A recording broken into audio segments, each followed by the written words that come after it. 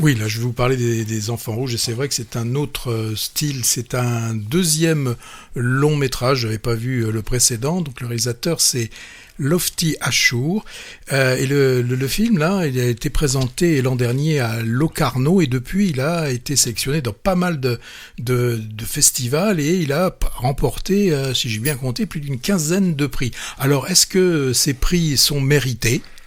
Eh ben oui, c'est vraiment mérité. Alors, l'idée du film est née d'un événement vraiment tragique, puisqu'il s'agit de l'assassinat d'un jeune berger. C'était en novembre 2015, dans la montagne du centre-ouest tunisien, à proximité de la frontière algérienne.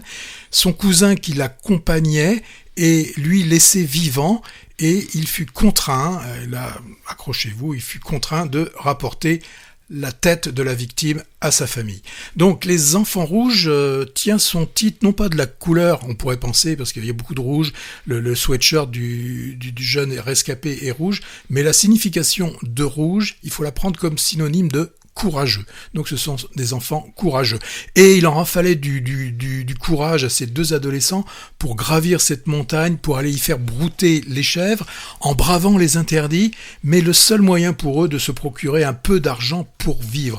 Alors, le réalisateur aurait pu choisir de faire un pur film documentaire sur cette histoire qui a vraiment bouleversé la population tunisienne, mais il va avoir une approche assez différente. Ce qui va l'intéresser, en fait, c'est de suivre l'adolescent survivant, comment il survit de ce drame horrible, et donc la vision des sentiments de ce garçon de 14 ans, et ça va être vraiment la colonne vertébrale de ce film. Alors, bien sûr, lui, il va se poser cette question insoutenable. Pourquoi moi je suis survivant? Pourquoi c'est pas moi qui ai été assassiné? Le réalisateur va, pour nous faire passer tous ces moments de doute, ces moments d'interrogation, par le biais de moments oniriques. On va voir le jeune garçon, on va le revoir parler au jeune disparu comme s'il était toujours présent. Cette forme d'approche pour ce film permet d'alléger le propos, même si rien n'est édulcoré dans le film. Dans ce film, on a bien des points assez essentiels. On va découvrir en partie, et je l'ai lu, j'ai été le vérifier, l'abjection de certains médias qui ne reculent devant rien pour faire de l'audience malsaine. Ils iront même jusqu'à ouvrir le réfrigérateur pour pouvoir filmer la tête du disparu à l'intérieur du réfrigérateur. Et ce qu'il y a aussi, et ça c'est ce qui m'a semblé le plus fort, c'est ces habitants, ils le disent, ils ont une vie de merde.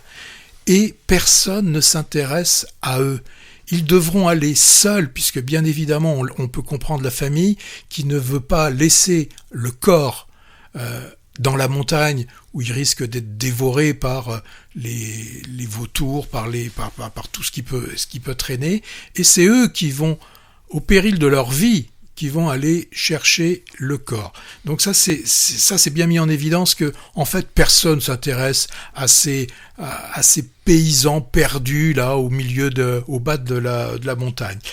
Je pense que si ce n'était pas basé sur une histoire vraie, on y verrait presque un côté un peu mythologique dans cette tragédie. Pour tenir alors il y a les deux rôles principaux, les deux garçons qui sont des non-professionnels, qui sont très très forts.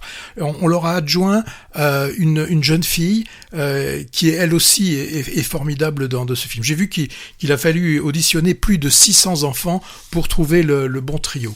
Alors, outre l'interprétation de ces jeunes adultes, de ces jeunes garçons plutôt, il y a aussi, ce qui est intéressant, une mise en scène, une mise en image des espaces et de la nature. Alors même si ce ne sont pas des montagnes très hautes, puisque on est plutôt dans le côté massif central, on ne dépasse pas les 1500 mètres de hauteur, elles sont pour autant majestueuses. Et ce qui est très fort, c'est qu'au début, ces montagnes sont un terrain de jeu, où on voit des enfants de cet âge-là s'amuser, à s'éclabousser, voilà, comme de jeunes enfants, et on va voir d'un seul coup ce lieu qui va devenir le lieu du drame.